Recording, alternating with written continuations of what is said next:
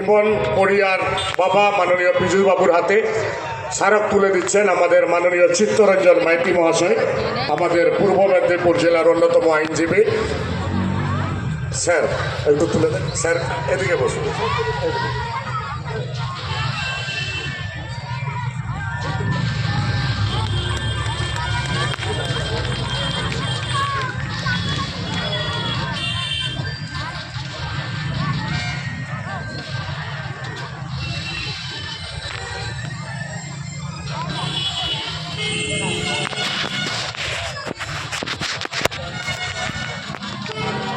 ধন্যবাদ জানাবো।